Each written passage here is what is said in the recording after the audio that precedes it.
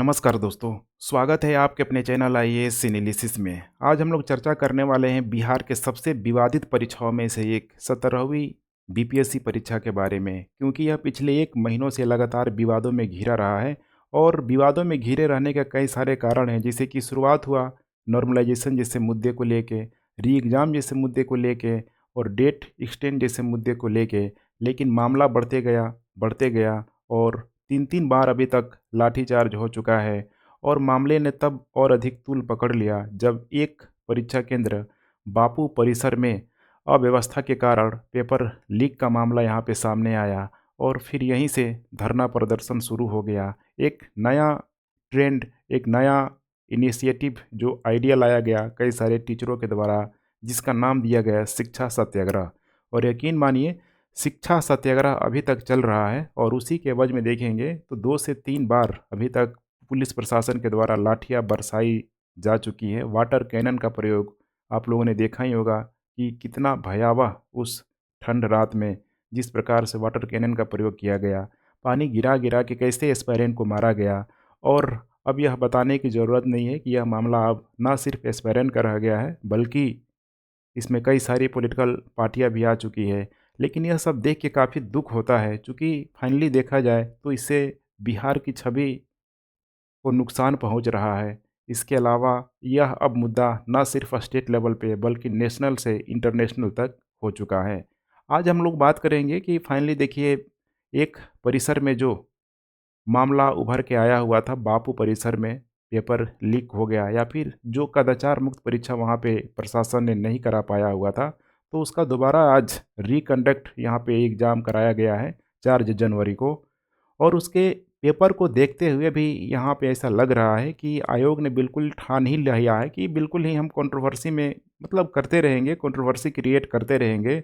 और जितने भी बिहार के एस्पायरेंट हैं, बल्कि पूरे भारत के एस्पायरेंट हैं, बीपीएससी के एग्ज़ाम पे हमेशा ही हम उनको मौका देते रहेंगे कि आप प्रश्न चिन्ह लगाते रहिए, क्योंकि आज के प्रश्न को देखते हुए ऐसा ही प्रतीत हो रहा है।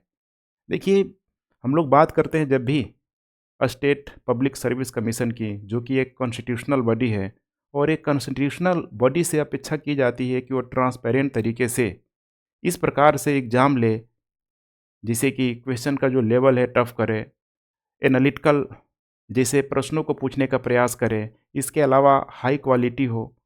और यही सारा जो फैक्टर होता है, देखिए ना कि एस्पेरेंट 1 साल नहीं, 2 साल नहीं, यहाँ पे पंचवर्षीय योजना बना के यहाँ पे पढ़ाई करते हैं। इतना आसान नहीं होता है। अभी हाल ही में जो पेपर हुआ था यूपीपीसीएस का, एक बार आप उठा के देख लीजिए, फिर आपको समझ में आ जाएगा कि वहाँ पे कोई नॉन सीरियस कैंडिडेट यहाँ पे जा ही नहीं सकता है। और इस नॉन सीरियस शब्द का मैं प्रयोग इसीलिए कर रहा हूँ, क्योंकि ये इसका प्रयोग बार बार यहाँ पे बीपीएससी के द्वारा किया जा रहा है। लेकिन आज के प्रश्न को देखते हुए यह बात बिल्कुल ही देखा जाए तो टिट फॉर टैट वाली बात है। ये बात सिर्फ और सिर्फ एस्पायरेंट में लागू नहीं हो रही है, बल्कि इससे कहीं अधिक वो बात लागू हो रही है, तो बीपीएससी में लागू हो रही है। प्रश्नों के प्रारूप को देख के कहीं से भी हमें ये नहीं लगता है कि बीपीएससी इस स्तर का यहाँ पे प्रश्न पूछ सकता है। बीपीएससी ने ऐसा प्रश्न कैसे पूछ लिया? देखा जाए तो पूरे बिहार के एग्ज़ाम के संदर्भ में बीपीएससी बिल्कुल एक सोशलिज्म की अवधारणा अपना रही है। इस चीज़ को समझिए, ये मेरा क्रिटिसिज्म है, यह मेरा व्यंग है कि बीपीएससी अलग-अलग एग्ज़ाम के लिए परीक्षा तो ज़रूर ले रहा है, लेकिन पेपर देखेंगे ना, तो सिर्फ़ और सिर्फ़ एक ही पैटर्न को फ़ॉलो कर रहा है। जैसे कि सोशलिज्म में होता है, सबके लिए समान पेपर कर दो। चाहे आप बीपीएससी दे रहे हो, चाहे आप बिहार दरोगा दे रहे हो, बीएसएससी दे रहे हो, टीचरों का एग्ज़ाम आप दे रहे हो, सभी एग्ज़ाम की प्रकृति को, मतलब इसमें difficulty level, moderate level, below moderate level, ऐसा कुछ कहा ही नहीं जा सकता है। सारे ही एग्ज़ाम का जो लेवल है बिल्कुल यहाँ पे समान करके रख दिया गया है। एक मजाक का पात्र यहाँ पे बना दिया गया है, और स्टूडेंट भी बिल्कुल कन्फ्यूज है कि हम करें तो क्या करें। इसीलिए काफ़ी यह जो परीक्षा है, देखा जाए 17वीं बीपीएससी जो परीक्षा है, बहुत ही ज़्यादा विवादों में आ चुकी है। बार बार मैं इस चीज़ को यहाँ पे मैं दोहराना चाह रहा हूँ, आप लोगों को बताना चाह रहा हूँ। इसीलिए कुछ मेरा सुझाव है, और इस सुझाव को मैं बिल्कुल ही व्यंग्यात्मक तरीके से आप लोगों के समक्ष में रखने का प्रयास कर रहा हूँ। देखिए, बीपीएससी, अगर आप एस्पायरेंट हैं तो आपको अब बहुत अधिक प्रश्नों के प्रारूप को देखते हुए लग नहीं रहा। मैं अभी एक-एक प्रश्न को दिखाऊँगा, लगभग 25 प्रश्न मैंने ऐसे फ़िल्टर किया हुआ है आज के पेपर से, जो देख के आपको लगेगा कि इन सारे प्रश्नों को करने के लिए हमें कोई एनसीईआरटी अथवा मोटे-मोटे जो स्टैंडर्ड्स बुक होते हैं, उसको रीडिंग करने की देखिए बिल्कुल ज़रूरत नहीं है। बस एक बुक आप ले लीजिए लुसेंट, उसके लिए आपका सारा काम तमाम हो जाएगा। इसके अलावा जो भी बड़े-बड़े इंस्टीट्यूट हैं दिल्ली में, जैसे विज़न हो गया, आई ठीक है, आई नेक्स्ट हो गया, इसके अलावा दृष्टि हो गया, इनके नोट्स, इसके अलावा जो भी टेस्ट सीरीज़ वगैरह है, आंसर राइटिंग, ये तो बिल्कुल ही यहाँ पे आप लोगों को करने की ज़रूरत नहीं है। ना ही दिल्ली और पटना जैसे शहरों में आने की ज़रूरत है। क्यों बर्बाद करना इतना टाइम और पैसा? जब आप इस स्तर का जब प्रश्न पूछ रहे हैं, तो आखिर क्यों स्टूडेंट इतना मेहनत करे? क्यों इतना बर्बाद करे रिसोर्सेज़? जो भी आप आज से न्यूज़ पेपर वगैरह पढ़ रहे हैं, टेलीग्राफ हो गया, द हिंदू हो गया, इंडियन एक्सप्रेस हो गया, दैनिक जागरण हो गया, खासकर हिंदी माध्यम के बेल्ट में, उसको भी देखने की ज़रूरत नहीं है। एक पतली सी मैगज़ीन ले लीजिए, कोई एसपीडी टाइप का, वन लाइनर टाइप का, एग्ज़ाम के पहले देख लीजिए।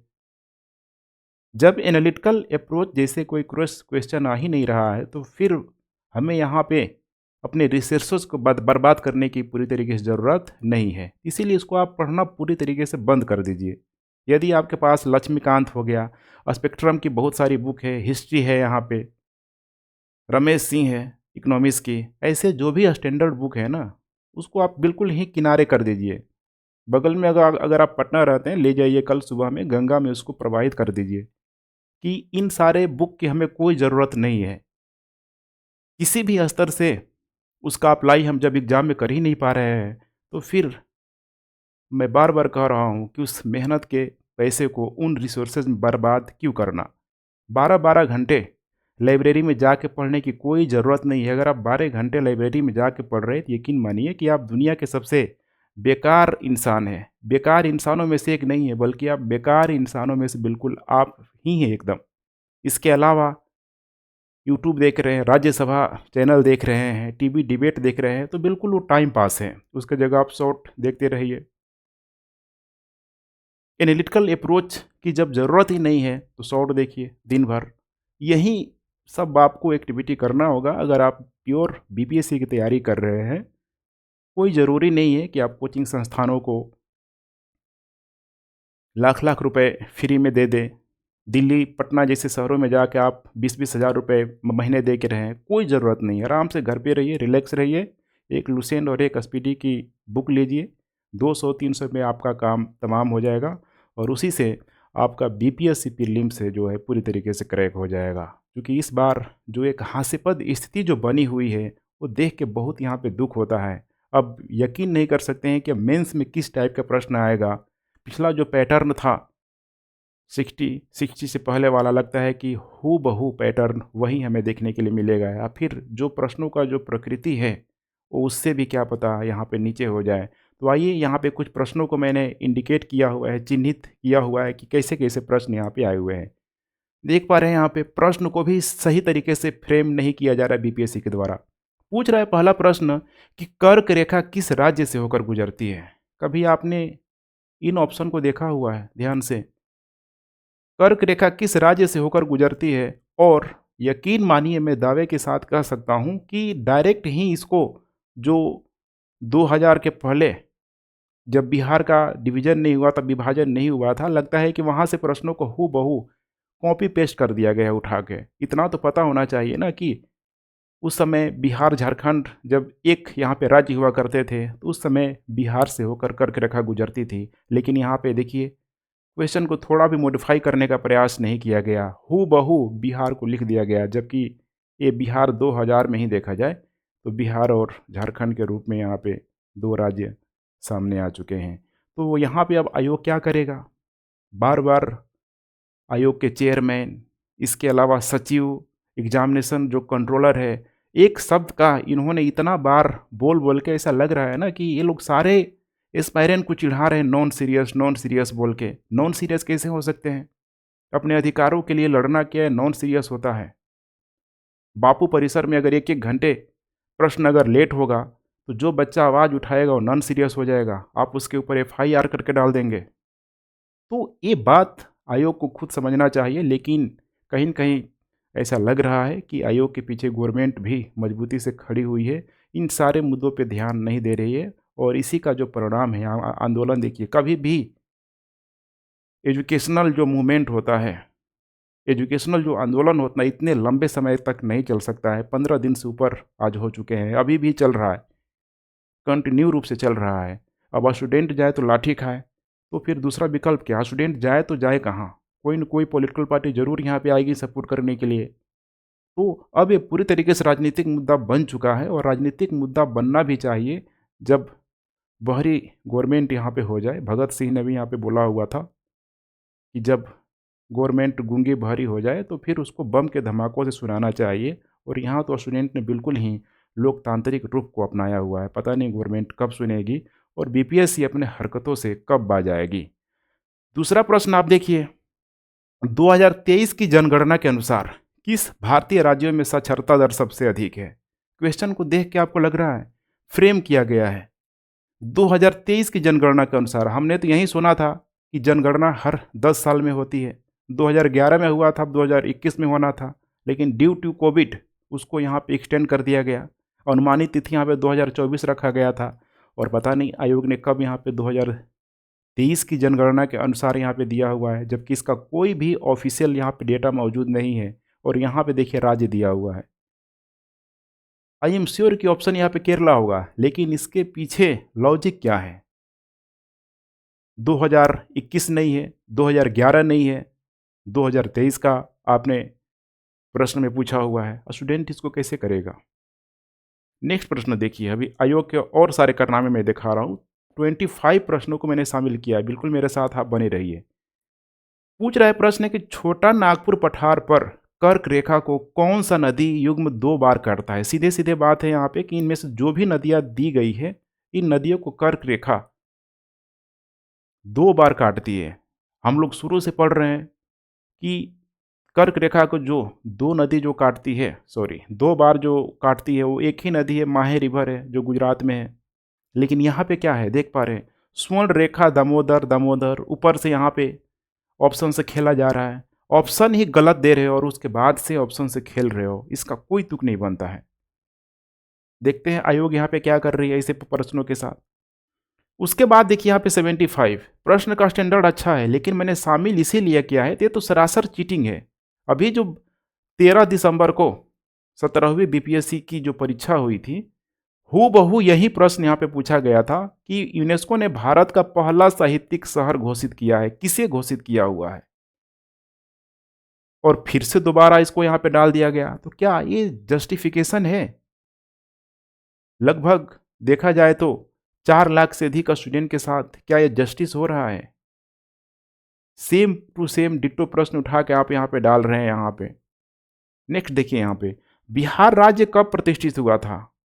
ये सेम टू सेम प्रश्न को पूछा गया था, 13 दिसंबर को भी यहाँ पे पूछा गया था कि बिहार राज्य का फॉर्मेशन कब हुआ था, और यहाँ पे आप क्या पूछ रहे हैं? बिल्कुल हूबहू पूछ रहे हैं यहाँ पे।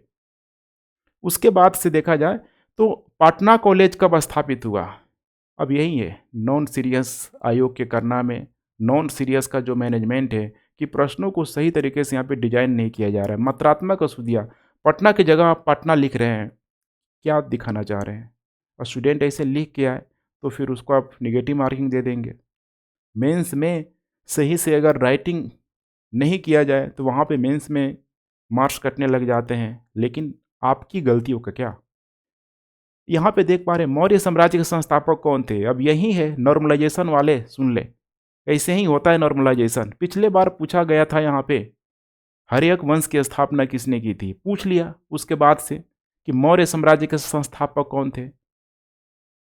क्वेश्चन पहले से आउट है, और ऐसे प्रश्नों को करने के लिए बहुत अधिक किसी रॉकेट साइंस की ज़रूरत नहीं होती है, बहुत अधिक अच्छे अच्छे स्टैंडर्ड बुक की पढ़ने की ज़रूरत नहीं होती है। बस इसका एक ही जवाब है, लुसेंट उठाइए देख जाइए। बिरसा मुंडा विद्रोह कहाँ हुआ था? ये है आयोग का स्तर। कोई स्टेटमेंट बेस्ड क्वेश्चन नहीं यहाँ पे, इतना फेमस पर्सनालिटी है बिरसा मुंडा। ग्रुप डी का सवाल नहीं, अब ग्रुप डी वाले भी ऐसे प्रश्नों से अपना मुंह मोड़ रहे हैं। आयोग अभी भी इन प्रश्नों को एक साथ लेके चल रहा है। संथाल आदिवासी आंदोलन कब हुआ था? यही सब प्रश्न मिलता है जो कि पूछा जा रहा था 60वीं 61वीं 62वीं 63वीं में, बार बार रिपीटेशन इरिटेटिंग। और आयोग के द्वारा जब कॉन्फ्रेंस किया जाता है तो बोला जाता है कि 40 से 50% जो क्वेश्चन है यूपीएससी पैटर्न पे आधारित होगा। यूपीएससी अपने आप को कहाँ अपग्रेड करके लेके जा रहा है और आप कहाँ जा रहे हैं, और इसमें क्या कहा जाए कि आप स्टूडेंट को बरगला नहीं रहे हैं, बिल्कुल यहाँ स्टूडेंट को आप डिमोटिवेट कर रहे हैं, उसको डाइवर्ट कर रहे हैं। नेक्स्ट देखिए यहाँ पे, बिहार के किस जिले में लीची का उत्पादन सर्वाधिक होता है। अब लीची का उत्पादन सर्वाधिक होता है जब बिहार में बच्चा पैदा होता है, जब लीची की बात आती है तो बार बार एक उसके मस्तिष्क में मुजफ्फरपुर जरूर डाल दिया जाता है। और ऐसे प्रश्नों को आप कहाँ पूछ रहे हैं, बीपीएससी में पूछ रहे हैं। टीचर का भी एग्जाम नहीं है, सोचिए बीपीएससी चले हैं अधिकारी बनाने, राज्य के प्रशासनिक भार को उनके कंधों में देने के लिए, लेकिन यहाँ पे कोई एनालिटिकल अप्रोच नहीं। तथ्य तथ्यात्मक चीज़ें भी है तो वैसे कि मतलब देख के लगता है कि क्या चल रहा है यहाँ पे। 1917 में चंपारण सत्याग्रह का नेतृत्व किसने किया, इतना शानदार टॉपिक। अब यहाँ पे लीडरशिप की बात की जा रही है कि नेतृत्व किसने किया, क्या इसका स्टैंडर्ड सेम टॉपिक पे नहीं बढ़ाया जा सकता है। यहाँ से कम 10 क्वेश्चन ऐसे हो सकते हैं जिसका स्टैंडर्ड मतलब लूसेंट पढ़ने वाला तो बिल्कुल किनारे हो जाएगा। वो क्वेश्चन वही कर पाएगा जिसके पास एनालिटिकल अप्रोच है, जिसने समझ के पढ़ा हुआ है, तभी तो जाके वो लड़का मेंस में लिख पाएगा। कौन सी नदी बिहार का शोक के रूप में जानी जाती है। अब ऐसे प्रश्नों का क्या अब जमाना रहा है। अशोक के स्तंभ पर कौन सी लिपि लिखी गई है, देखते चलिए आप लोग। निम्नलिखित में से कौन सा प्राचीन भारत में बौद्ध शिक्षा प्रसिद्ध केंद्र नहीं था। लग नहीं रहा है देख के, वल्लभी है, विक्रमशिला है, नालंदा, और यहाँ पे एक ऑप्शन दिख रहा है नागपुर। आयोग पता नहीं क्या प्रूव करना चाहता है, समझ में नहीं आ रहा है। उसके बाद देखिए, बिहार के किस जिले में मखाना का उत्पादन सबसे अधिक होता है। देखिए बिहार का बच्चा ये जानता है। अशोक के स्तंभ पर कौन सी लिपि लिखी गई है। एक एक टॉपिक से, एक एक एरिया से लगता है कि क्वेश्चन की पूरी तरीके से भरमार कर ली गई है। Poverty and un British rule India, मतलब हर साल बीपीएससी एग्जाम लेगा तो इस प्रश्न को डालेगा ही डालेगा। यूपीआई का यहाँ पे विस्तृत रूप क्या है। जब से यूपीआई आया है, मेरे ख्याल से जो एजुकेशनल बैकग्राउंड से नहीं है उनको भी पता लग गया है कि यूपीआई क्या है। उसके बाद भी आप ये सारे प्रश्न पूछे जा रहे हैं। तो मेरा यही सुझाव है कि जब इस प्रकार का जब प्रश्न यहाँ पे आ रहा है, ठीक है, तो आप क्या करें। अगर मुझसे पूछेंगे तो आप क्या करें, ठीक है, तो मैं तो यही कहूँगा कि आज से मैं भी लुसेंट पढ़ाना शुरू कर देता हूँ। जो मैंने नाम लिखा हुआ है आईएएस एनालिसिस करना, किसी भी टॉपिक पे गहन चर्चा करते हुए उसे रटने की प्रक्रिया से दूर करते हुए एक अंडरस्टैंडिंग लेवल पे आना, ताकि आप पीटी के प्रश्नों के साथ साथ अपने व्यक्तित्व को, अपने राइटिंग स्किल को आप बेहतर कर सके। लेकिन यहाँ पे क्या ऐसे प्रश्नों से किया जा सकता है। जब प्रश्न इस लेवल का होगा तो कोई भी स्टूडेंट इतना डीप लेवल पे क्यों पढ़ना चाहेगा, आप लोग खुद बताइए। इसके लिए क्या करना है, सीधे जाइए फुटपाथ, जैसे गांधी मैदान हो गया, दिल्ली जैसे जगहों में देखेंगे बहुत सारी जो पुरानी किताबें जो बिकती है 10-20 रुपए में, सस्ती से जाइए, आसानी से वहाँ पे कुछ बुक्स यहाँ पे ले लीजिए, करेंट अफेयर के रूप में भी जो वन डे एग्जाम का जो होता है उसे ले लीजिए। बाकी अधिक करने की ज़रूरत नहीं है। इसके लिए प्रैक्टिस करना भी है तो ग्रुप डी का ले लीजिए, कांस्टेबल का बुक ले लीजिए, प्रैक्टिस करते रहिए। फाइनली जब इसी तरह का जब प्रश्न आना है तो फिर हमें अपना लेवल बढ़ाने की ज़रूरत क्यों। अभी लेवल अपना बढ़ाएंगे, अंडरस्टैंडिंग लेवल पे आएंगे, रट नहीं पाएंगे उन चीज़ों को, तो हम एग्ज़ाम से बाहर हो जाएंगे। तो इसीलिए अगर कंपटीशन में बना रहना है तो ये काम, ठीक है, ज़रूर करिए आप लोग। चाहे इसको क्रिटिसिज्म वे में लीजिए, चाहे इसको सीरियस वे में लीजिए। इसके अलावा इन सारे प्रश्नों को अगर आपको देख के लगता है, यदि आपने बीपीएससी परीक्षा दिया हुआ है, तो बताइए कि आपको कौन सा प्रश्न देखकर, लगभग मैंने 25 प्रश्नों को फिल्टर किया हुआ है। बाकी के भी अगर देखेंगे तो अभी भी 70 से 75 प्रश्न ऐसे हैं, मतलब 100 प्रश्न ऐसे हैं जिसमें देख के आपको सिर्फ और सिर्फ हंसी ही आने वाली है। इसीलिए कभी कभी लगता है कि मुझे गर्व हो रहा है ये बताते हुए कि बीपीएससी ने बिल्कुल ही एक एग्ज़ाम के लेवल पे बिल्कुल एक सोशलिज्म का कॉन्सेप्ट ला दिया है, समाजवाद ला दिया है। चाहे आप दरोगा की एग्ज़ाम की तैयारी करिए, चाहे आप बीएसएससी की करिए, टीचर की करिए, कांस्टेबल की करिए, प्रश्न का जो लेवल है एक ही होगा। तो इसी से आप अंदाज़ा लगा सकते हैं कि बिहार में क्या चल रहा है। और बच्चे जो यहाँ प्रोटेस्ट कर रहे हैं, प्रोटेस्ट भी नहीं, पहले तो शिक्षा सत्याग्रह के रूप में एक ग्रुप बिल्कुल ही गर्दनी बाग में स्टेबलाइज यहाँ पे हो चुकी है कि हम संवाद करना चाहते हैं, गवर्नमेंट से अपनी बातों को रखना चाहते हैं, लेकिन गवर्नमेंट भी उनके द्वारा उनके बातों को अगर अनसुना कर रही है, तो इसके पीछे कारण कौन? बीपीएससी अपनी अकाउंटेबिलिटी को छुपाने के लिए बार-बार स्टूडेंट को नॉन सीरियस के रूप में व्यक्त कर रही है। और बीपीएससी के कारनामे देख के आपको खुद ही पता लग रहा होगा कि आखिर सीरियस और नॉन सीरियस यहाँ पे कौन है। तो इसीलिए अब स्टूडेंट जितने भी एस्पायरेंट हैं, अभी आप लोगों को एक साथ आने की ज़रूरत है। कुछ और भी प्रश्न हैं, देख पा रहे हैं, मलेरिया फैलाने के अतिरिक्त ये सब वैसे ही प्रश्न है जिसको मैंने शामिल किया हुआ है, जो कि आप लोग शुरू से कर रहे होंगे। ये रिपीटेड प्रश्न है। पिछले बार यहाँ पे दे दिया था डेंगू के लिए, पीलिया ज्वार भी यहाँ पे पूछा हुआ था, और इस बार दे दिया मलेरिया के लिए। इसके अलावा यहाँ पे देख पा रहे हैं, इटली के प्रधानमंत्री कौन है, कितना चर्चा में रहा था ये प्रश्न। इसके अलावा देखिए 2022 में फ्रांस के राष्ट्रपति के रूप में किसे चुना गया। मतलब थोड़ा भी अगर आप न्यूज़पेपर समाचारों में देखते होंगे तो मोदी जी कितने बार मिल चुके हैं। इसके अलावा निम्न में से कौन सी छाया की उत्पत्ति के लिए जिम्मेदार है, ये तो बच्चा भी बता देगा ऑप्शन को देख के कि छाया कैसे बनता है।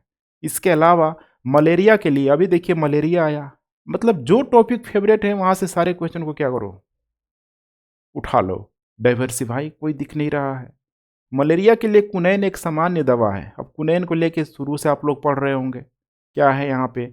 इसके अलावा G20 पूरे भारत में प्रचार किया गया, नई दिल्ली जो बिल्कुल केंद्र बन चुका था, वैसे सवालों को यहाँ पे पूछा जा रहा है।